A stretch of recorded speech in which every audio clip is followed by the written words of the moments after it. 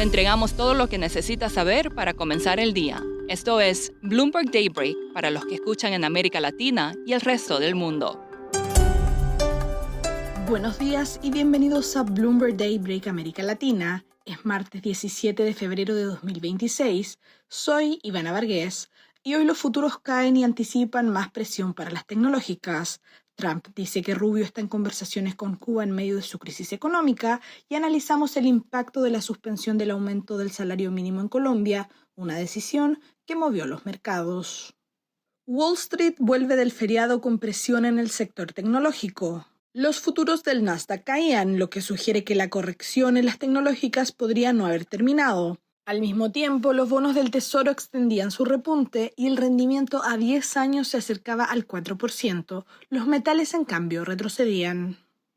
En el mercado energético, los operadores de petróleo siguen de cerca una segunda ronda de conversaciones nucleares entre Estados Unidos e Irán en Ginebra. Donald Trump dijo que Teherán quiere un acuerdo y que él participará indirectamente en las gestiones. En el frente corporativo y político hay varias novedades. En el caso de Epstein, correos electrónicos revelan que el financista se describía como un conserje de Davos, gestionando reuniones en el Foro Económico Mundial. En tecnología y defensa, las negociaciones de Anthropic con el Pentágono están estancadas. La empresa quiere evitar que su modelo de inteligencia artificial Claude sea utilizado para vigilancia masiva o armas autónomas. Y en paralelo, SpaceX y xAI compiten en un concurso confidencial del Pentágono para desarrollar enjambres de drones autónomos controlados por voz. El reverendo Jesse Jackson, uno de los activistas por los derechos civiles más destacados de Estados Unidos y 2 veces candidato presidencial, murió a los 84 años, informó CBS. En infraestructura, Trump advirtió que el gobierno federal no cubrirá sobrecostos del túnel ferroviario bajo el río Hudson, un proyecto de $16.000 millones cuya financiación ya había sido congelada por la Casa Blanca. Y ahora nos vamos a América Latina.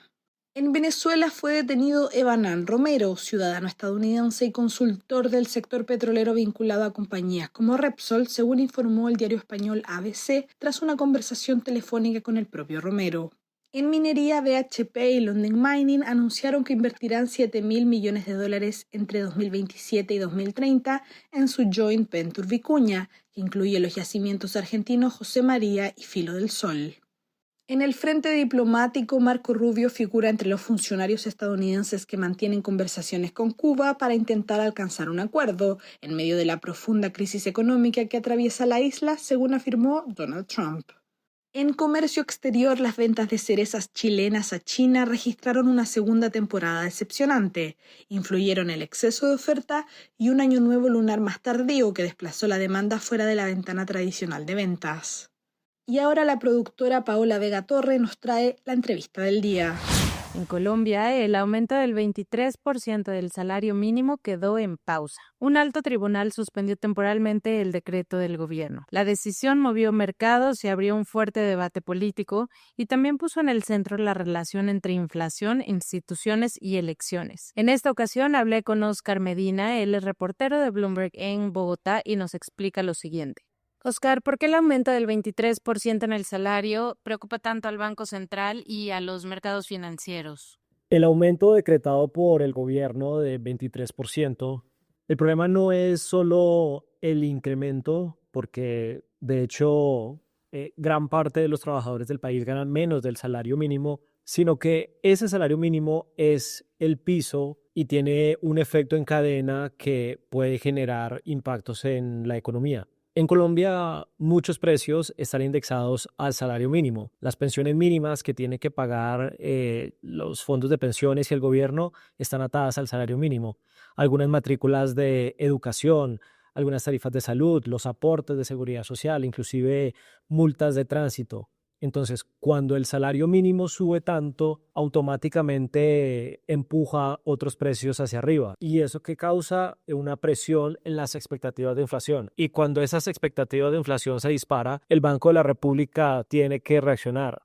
¿Y qué impacto tendría la suspensión en la inflación, las tasas de interés y principalmente en los bolsillos de los colombianos? Realmente es bastante incierto lo que pueda pasar con la inflación porque no sabemos si el gobierno del presidente Petro va a presentar un nuevo decreto con un salario mínimo, bien sea del 23% o un aumento similar. Lo que sí causó fue un efecto inmediato en el mercado financiero. El viernes las tasas de los swaps cayeron fuertemente, los bonos colombianos se apreciaron, así como el peso, ante una expectativa de que probablemente el ciclo de alza de tasas del Banco de la República no va a ser tan agresivo como se esperaba antes de la decisión.